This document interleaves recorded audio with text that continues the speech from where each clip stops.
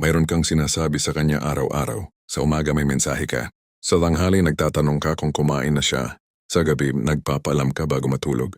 At sa lahat ng oras na iyon, alam mo ba kung ano ang nararamdaman niya? Wala. Hindi niya nararamdaman ang pagmamahal mo. Hindi niya nararamdaman ang pagmamalasakit mo. Hindi niya nararamdaman ang halaga mo. Bakit? Dahil ang isang bagay na laging nandoon, hindi na kailanman pinahahalagahan. Isipin mo ang araw na lumabas ka ng bahay nang hindi nagpaalam. Isipin mo ang araw na hindi ka nagtanong kung kumain na siya. Isipin mo ang araw na hindi ka nag-reply agad o hindi ka nag-reply talaga. Anong nangyari sa kanya? Nagulat siya. Nag-isip siya. Tiningnan niya ang kanyang telepono ng paulit-ulit. Sinenyasan niya ang iyong pangalan sa search bar niya. Tinanong ang iyong mga kaibigan kung nasaan ka. Iyon ang katahimikan. At iyon ang kapangyarihang iyon. Ang pinakamalakas na sandata na mayroon ka. Hindi ang mga salitang malambing. Hindi ang mga regalo. Hindi ang patuloy na pagpapakita ng pagmamahal. Ang katahimikan. Pero bago mo ito gamitin ng mali, bago mo ito gawing isang laro o isang paraan ng paghihiganti, kailangan mong maunawaan ang pinakamalalim na katotohanan tungkol dito. Ang katahimikan na nagmumula sa poot, mahina. Ang katahimikan na nagmumula sa kadakilaan, iyon ang nagpapalala ng apoy sa dibdib ng sinumang lalaki o babaeng tunay na nagmamahal sa iyo. At iyon ang pag-uusapan natin ngayon. Bago natin simulan, nais kong magpasalamat sa mga loyal kong subscribers sa patuloy na pagsuporta sa aking channel. Kayo ang inspirasyon ko sa paggawa ng mga bagong content. Kung bago ka sa channel ko, comment mo na kung taga saan ka. Nagsisimula tayo sa isang tanong na marahil ay hindi mo gustong sagutin. Kailan ka huling tumigil? Hindi lang tumigil sa pakikipag-usap, tumigil sa paghabol, tumigil sa pagsasabi ng miss kita. Bago pa man niya masabi iyon sa iyo, tumigil sa pag-abot ng kamay bago mo pa man malaman kung abot kaya ba ang distansya. Para sa karamihan sa atin, ang sagot ay hindi pa. At ito ang problema. Nabuhay tayo sa isang kultura na nagtuturo na ang pagmamahal ay patuloy na kilos. Na ang magmahal ay nangangahulugang laging nandoon. Na ang maging mabuting kasintahan o mabuting interes ay ang hindi mawala, hindi lumayo, hindi huminto. Kaya naman ginagawa natin ito. Nag-iimbento tayo ng dahilan para makipag-usap. Nagtatanong tayo ng mga bagay na alam na nating sagot.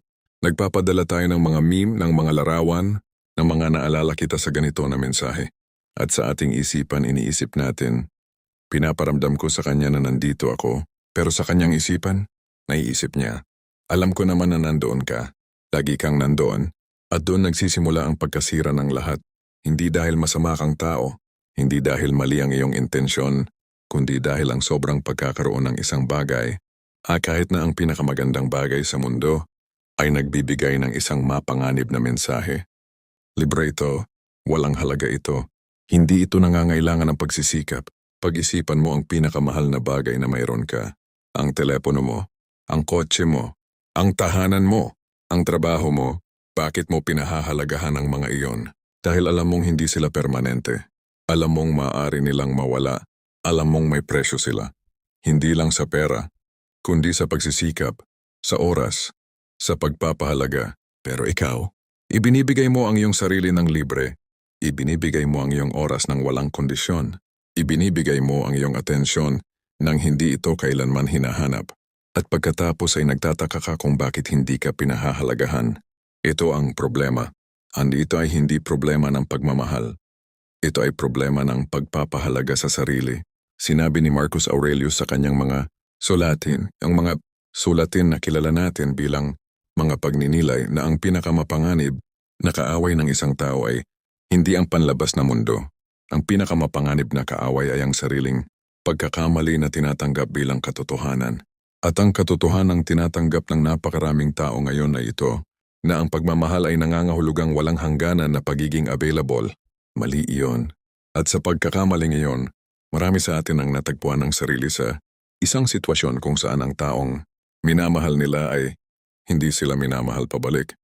O mas masama pa, ay pinalaya sila ng walang kahit anong pag-aalala. Gusto kong ikwento sa iyo ang isang sitwasyon. Marahil ay kilala mo ito. Marahil ay ikaw mismo ang bida nito.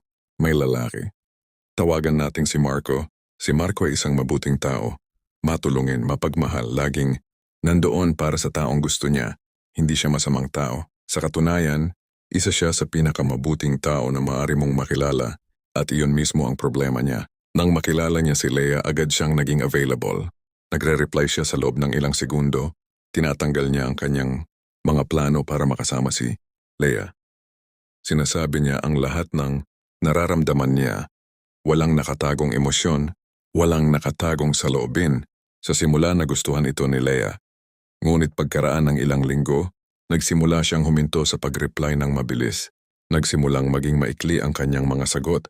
Nagsimulang mag-cancel ng mga plano. At ano ang ginawa ni Marco? Mas lalong nagsikap, mas lalong naging available, mas lalong nagpakita ng pagmamahal. Pinadalhan niya si Leia ng mga bulaklak ng walang dahilan. Nagluto siya para sa kanya. Nagsulat ng mga mensahe na puno ng pagmamahal. At sa bawat kilos na yon, lumayo ng lumayo si Leia. Hanggang sa isang araw, sinabi ni Leia ang mga salitang pinakakinakatakutan ni Marco. Hindi kita romantic na nararamdaman. Parang kaibigan ka lang sa akin.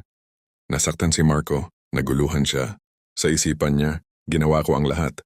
Ibinigay ko ang lahat. Bakit hindi sapat? At dito pumapasok ang pinakamasakit na katotohanan. Hindi ito tungkol sa dami ng ibinigay mo. Ito ay tungkol sa kung gaano kahalaga ang ibinibigay mo.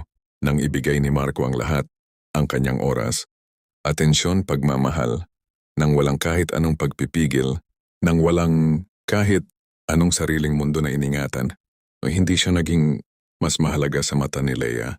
Naging mas karaniwan siya, naging bahagi ng background ng buhay niya.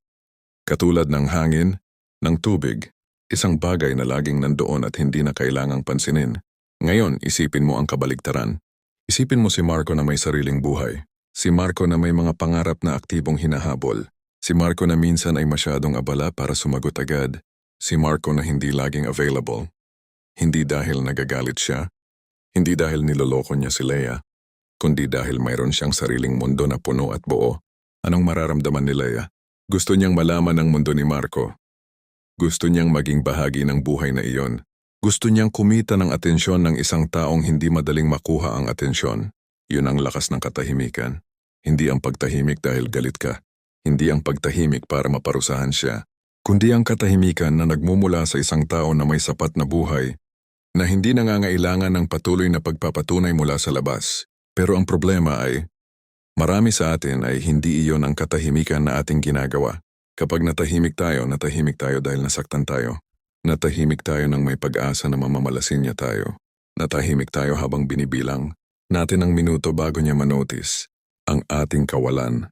At nararamdaman niya yun. Nararamdaman niya ang pagkakaiba ng katahimikan ng isang taong nagagalit at ang katahimikan ng isang taong tunay na payapa. Ang isa ay naghahanap ng reaksyon. Ang isa ay hindi nangangailangan nito. At iyon, ang pagkakaibang iyon, ang nagdudulot ng tunay na kapangyarihan. Kaya ang tanong ay, paano mo maaabot ang katahimikan na iyon? Paano mo maabot ang punto kung saan ang iyong katahimikan ay nagmumula sa kapunuan at hindi sa kawalan? Doon pumasok si Epictetus. Si Epictetus, ang iyong dating alipin na naging isa sa pinakamakapangyarihang mga pilosopo ng mundo, ay nagturo ng isang bagay na nagbago ng libu-libong buhay sa loob ng maraming siglo.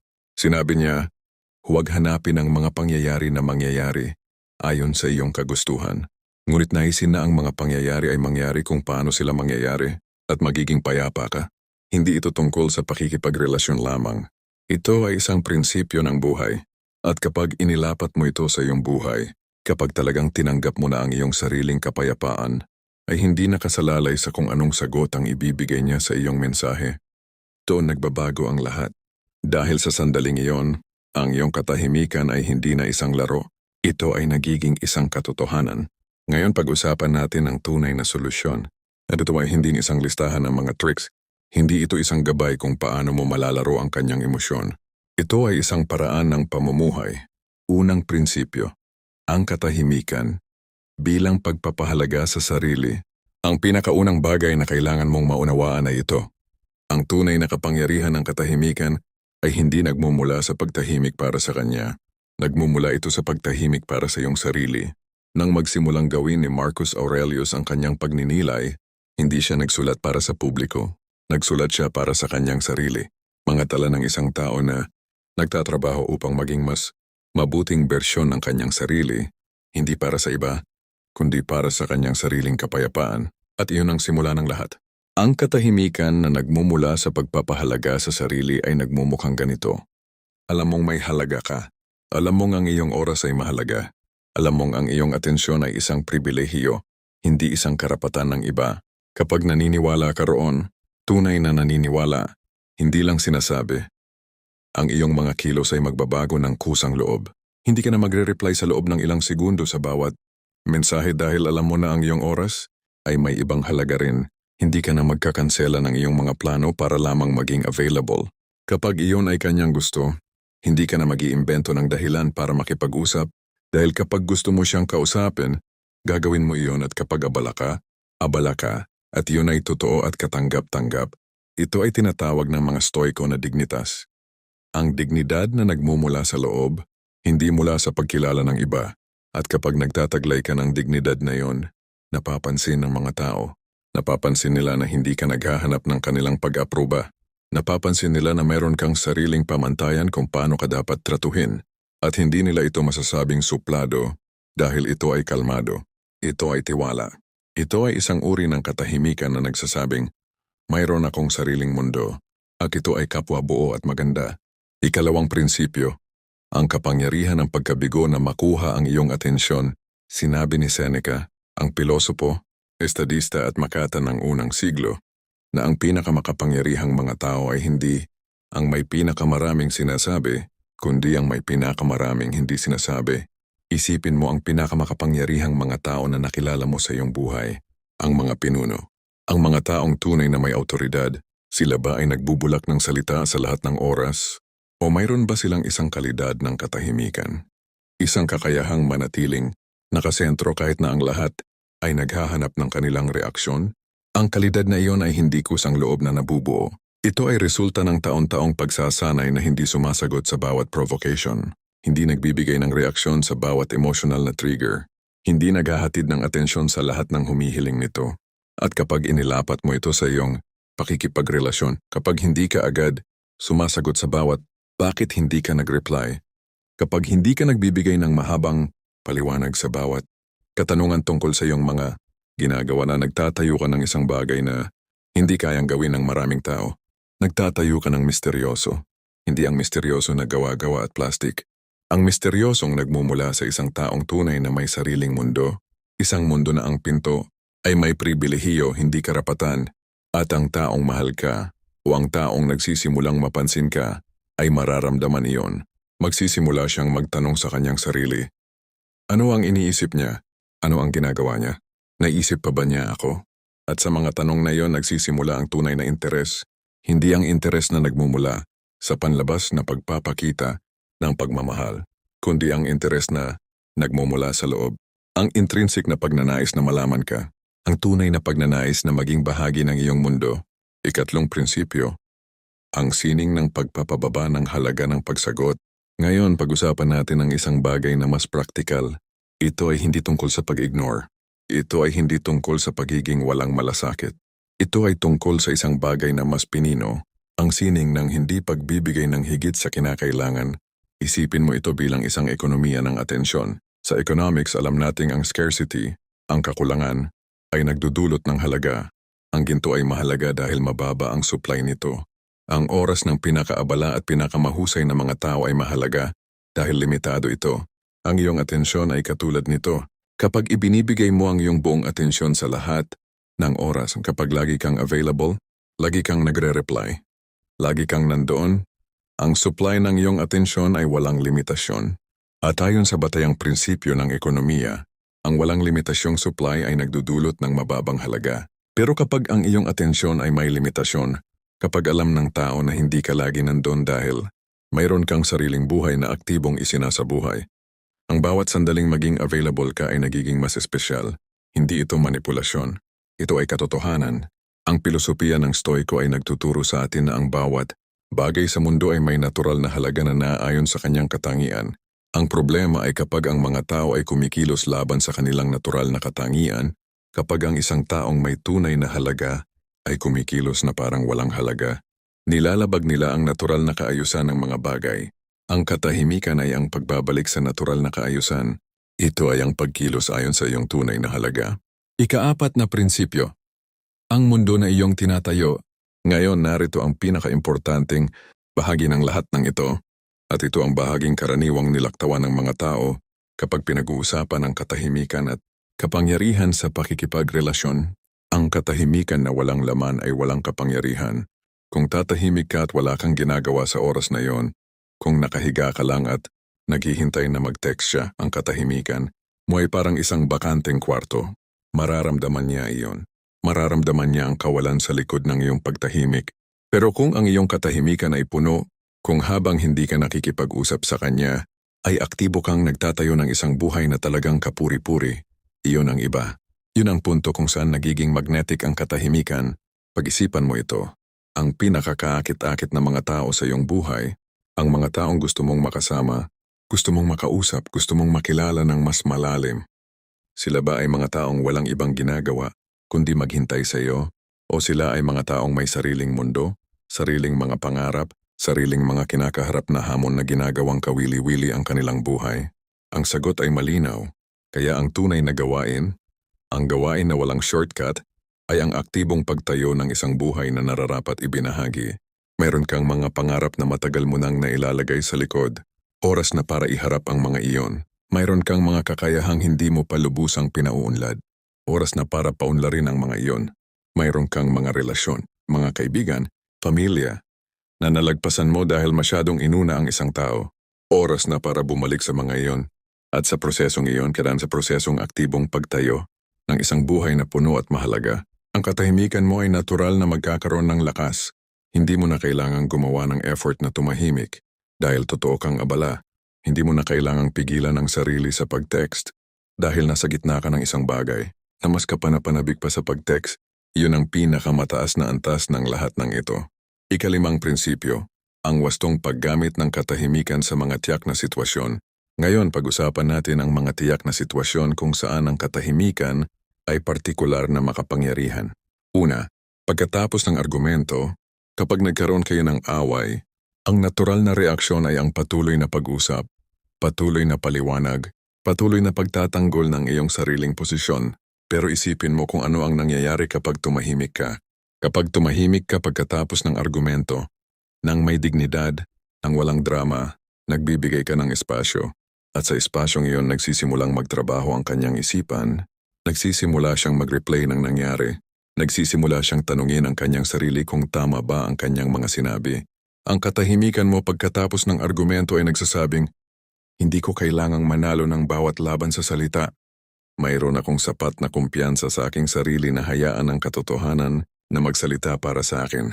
Iyon ay matapang. Iyon ay stoiko. Ikalawa, kapag siya ay nagbibigay ng malamig na pagtrato, kung minamahal ka niya at bigla siyang nagpapalamig, tumahimik ka. Hindi dahil gaganti ka. Hindi dahil gusto mong parusahan siya, kundi dahil ang tamang tugon sa cold treatment ay hindi ang pagpapainit sa kanya ng mas malakas, kundi ang pagpapatibay ng iyong sariling apoy. Kapag nagpapalamig siya at hindi ka naghabol, kapag patuloy kang nabubuhay ng may dignidad at kagalakan sa kabila ng kanyang pagiging malamig, ipinapakita mo sa kanya na ang iyong kaligayahan ay hindi nakasalalay sa kanyang temperatura. At iyon ay kapwa kakit-akit at nakakapagpaisip, magsisimula siyang magtaka. Bakit hindi siya naghahabol? Bakit hindi siya nagtatanong kung ano ang nangyari? Hindi ba siya nagmamalasakit? At sa mga tanong na iyon, mararamdaman niya ang isang bagay na maaaring hindi niya nararamdaman noon. Ang takot na mawala ka. Ikatlo, sa panahon ng bagong relasyon, ito ang pinakakritikal na panahon. Sa simula ng anumang koneksyon may isang natural na pagkakamali na halos lahat ay ginagawa. Ibubuhos nila ang kanilang sarili ng mabilis. Bawat kwento, bawat emosyon, bawat pangarap, bawat takot sa loob ng ilang araw o linggo na ibubuhos ang lahat. At pagkatapos wala nang misteryosong natitira. Wala nang bagong matutuklasan. Naging pamilyar na. At ang pamilyar kahit kaibig-ibig ay hindi katulad ng kaakit-akit. Ang katahimikan sa bagong relasyon ay hindi ibig sabihing maging cold. Ibig sabihin nito ay mag-iwan ng espasyo para sa pagtataka. Magbahagi ng iyong sarili, ngunit hindi lahat agad. Maging present kapag magkasama kayo, ngunit mayroon ka ring buhay na hindi kasama siya. Iyon ay nagtatayo ng pundasyon ng isang relasyon na may tunay na depth. Hindi ang relasyon na nagmumukhang matindi sa simula ngunit gumuguho sa loob ng ilang buwan. Ika-4. Pagkatapos ng breakup o pagkabigo, ito ang iyong pinakamahirap. Nang masira ang relasyon o nang hindi man magsimula ang nais na relasyon, ang pinakamatinding pagnanasa ay ang makipag-ugnayan. Ang ipaliwanag ang iyong sarili. Ang gawing tama ang lahat ng mali. Ang bigyan siya ng pagkakataon na baguhin ang kanyang isipan, ngunit dito pinakamakapangyarihan ang katahimikan. Sinabi ni Seneca, naghihirap ang mga tao sa kanilang sariling imahinasyon higit pa sa katotohanan, at ito ay totoo sa pakikipagrelasyon. Kapag tumahimik ka pagkatapos ng pagkabigo, tunay na tumahimik, tunay na umalis, tunay na nagpunta sa iyong sariling buhay, ang kanyang imahinasyon ang gagawa ng trabaho para sa iyo. Isipin niya ang mga bagay na hindi niya nasabi. Alalahanin niya ang mga magagandang sandali. Magsimulang itanong sa kanyang sarili kung nagkamali ba siya. Hindi ito garantiya na babalik siya. At ang katahimikan na ito ay hindi dapat gawin para pabalikin siya. Dapat itong gawin para sa iyo. Para sa iyong sariling pagpapagaling. Para sa iyong sariling dignidad. Para sa iyong sariling kapayapaan. Ngunit ang malagim na katotohanan ay ito. Ang mga taong gusto mong pabalikin ay mas madalas na bumabalik sa mga taong lumayo ng may dignidad kaysa sa mga nanatiling nagmamakaawa. Hindi dahil malupit ang mundo, kundi dahil ang dignidad, ang tunay na dignidad ay kaakit-akit. Ika-6 na prinsipyo, ang pagkakaiba ng katahimikan at kawalan ng pakialam. Narito ang pinakamahalaga sa lahat ng ito. At kung may isang bagay lang na aalisin mo sa lahat ng aming pinag-usapan, nawa ito iyon. Ang katahimikan na may kapangyarihan ay hindi kawalan ng pakialam. Ito ay pagmamalasakit na may dignidad. Ang kawalan ng pakialam ay malamig. Ito ay walang init. Ito ay nagpaparamdam sa kabilang tao na hindi siya mahalaga. Ang katahimikan na may kapangyarihan ay mainit sa loob. Mayroon kang pagmamahal, mayroon kang pagmamalasakit, ngunit hindi mo ipinapalabas ang lahat ng iyon sa bawat sandali dahil alam mong ang pinakamagandang mga bagay sa buhay ay hindi ang mga isinasaboy ng walang ingat. Katulad ng isang pinong kain na inihanda ng maingat na kusinero, hindi mo ibinubuhos ang lahat ng pampalasa ng sabay-sabay. Pinili mong maglagay ng tamang dami sa tamang oras. At dahil doon, ang resulta ay kamangha-mangha. Ganon din ang pagmamahal na may katahimikan. Ito ay pagmamahal na may pagpipigil. Hindi dahil maliit ang pagmamahal kundi dahil ang pagpipigil ay nagpapalalim ng halaga ng bawat pagpapahayag. Ito rin ang itinuturo ng Stoiko tungkol sa emosyon. Ang layunin ay hindi ang maging walang emosyon. Ang layunin ay ang hindi kontrolin ng emosyon ng iyong mga kilos. Ang pagkakaibang iyon ay malaki. Maaari kang magmahal ng malalim. At maaari mo ring piliin kung kailan, paano, at gaano karami ang iyong ipapakita. Hindi dahil nagtatago ka, kundi dahil mayroon kang respeto sa iyong sarili at sa mga mararamdaman ng kabilang tao. Ito ang katahimikan na nagpapabaligtad ng mundo. Ika-7 prinsipyo, ang pagpapalaya. Bilang pinakamataas na anyo ng katahimikan at nakarating na tayo sa pinakamataas na antas, ito ay ang katahimikan na nagmumula sa tunay na pagpapalaya. Hindi ang pagpapalaya dahil wala ka ng pagmamahal. Hindi ang pagpapalaya dahil sumuko ka na. Kundi ang pagpapalaya na nagmumula sa pag-unawa na ang iyong kapakanan, ang iyong kaligayahan, ang iyong kaginhawahan ay hindi nakasalalay sa kung ano ang gagawin niya. Sinabi ni Epictetus na may 2 uri ng mga bagay sa mundo. Ang mga bagay na nasa ating kapangyarihan at ang mga bagay na hindi. Ang mga bagay na nasa ating kapangyarihan ay ang ating mga iniisip, ang ating mga desisyon, ang ating mga reaksyon. Ang lahat ng iba pa, kasama ang kung ano ang iniisip niya tungkol sa iyo, ay hindi nasa ating kapangyarihan. At kapag tunay mong tinanggap ang katotohanan iyon, kapag talagang pinapalaya mo ang iyong sarili mula sa pangangailangan ng kanyang pag-apruba, nangyayari ang isang bagay na kamangha-mangha. Nagiging ligtas ka. Hindi ligtas sa kahulugang hindi ka na masaktan. Ligtas sa kahulugang alam mong mabubuhay ka kahit anuman ang mangyari. Alam mong ang iyong halaga ay hindi depende sa kanyang pagkilala. Alam mong mayroon kang sariling mundo, sariling mga mahal sa buhay, sariling mga pangarap. At lahat ng iyon ay totoong kasiya siya kahit wala siya. At kapag nararamdaman niya ang kaligtasuang iyon sa iyo, kapag nararamdaman niya na hindi ka naghahabol ng kanyang pag-apruba, na hindi mo siya kailangan para mabuhay. Nagiging mas gustuhin ka niya. Bakit? Dahil ang lahat ay gustong maging kasama ang mga taong sigurado sa kanilang sarili. Dahil ang kumpiyansa, ang tunay na kumpiyansa na nagmumula sa loob, ay isa sa pinakakakit-akit na katangian ng isang tao. At ang katahimikan na nagmumula sa pagpapalayang, iyon ay hindi ang katahimikan ng galit, o ng paghihintay, o ng pag-asa. Ito ay ang katahimikan ng kapayapaan. At mula sa kapayapaan na iyon, lahat ng iyong mga salita, bawat beses na magsalita ka ay magtataglay ng bigat. Dahil alam ng lahat na hindi ka nagsasalita ng basta-basta. Alam nila na kapag nagsalita ka may dahilan, kapag nandoon ka may ibang kahulugan yon. Iyan ang pinakamakapangyarihang anyo ng lahat ng ito. Ngayon nandito ka, nabasa mo ang lahat ng ito, o nakinig ka sa lahat ng ito, at marahil may nararamdaman ka ngayon na hindi mo mabibigyan ng pangalan. Marahil ito ay pag-asa. Marahil ito ay isang bagong pag-unawa. Marahil ito ay kaunting sakit. Ang sakit ng pagkilala na matagal ka nang kumikilos, nang hindi na ayon sa iyong tunay na halaga, at iyon ay katanggap-tanggap, yun ay tanda na nakikinig ka. Ngunit ang pinakamagandang mensahe na nais kong iwan sa iyo ay hindi tungkol sa kung paano mo gagamitin ang katahimikan para mapansin ka niya. Hindi ito tungkol sa kanya, ito ay tungkol sa iyo.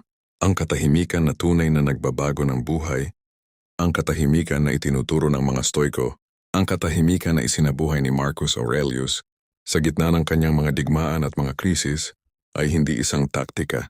Ito ay isang paraan ng pag-unawa sa sarili. Ito ay ang pag-unawa na ang iyong buhay, ang iyong tunay na buhay, ay hindi isang background setting sa kwento ng ibang tao. Ito ay ang pangunahing kwento, at ikaw ang pangunahing tauhan. Ang mga taong mahal mo, ang mga taong gustong mapalapit sa iyo, sila ay pumapasok sa iyong kwento bilang mga co-characters. Mahalaga sila. Mayroon silang papel sa iyong buhay. Ngunit hindi nila hawak ang kabuuan ng iyong kwento. Iyon ay hawak mo. Kaya ang tanong na nais kong iwan sa iyo ngayon ay hindi, paano ko gagamitin ang katahimikan para mapansin niya ako? Ang tanong ay, anong uri ng buhay ang gusto kong itayo sa loob ng aking katahimikan? Dahil kapag nasagot mo yon, kapag talagang nasagot mo iyon at sinimulan mong ibukas, ang buhay na iyon, ang katahimikan mo ay magiging pinakamaingay na bagay sa silid, at ang mga taong nararapat sa iyo, ang mga taong tunay na makikinabang sa iyong pagmamahal, sila ay madadala ng ganong uri ng katahimikan. Iyon ang prinsipyo ng Stoiko, iyon ang karunungan ni Marcus Aurelius, iyon ang aral ni Epictetus at Seneca, at iyon ay para sa iyo, hindi para sa kanya, hindi para sa sino man, kundi para sa pinakamagandang bersyon ng iyong sarili. Kung may natutunan ka sa video na ito, ibahagi mo ito sa isang tao na kailangan ito marinig. Tandaan mo kapatid, magpakatao ka at maging matapang. At huwag kalimutang ang pinakamakapangyarihang bagay na maaari mong gawin para sa sinumang mahal mo ay maging ang pinakamagandang bersyon ng iyong sarili. Maraming salamat sa panunood.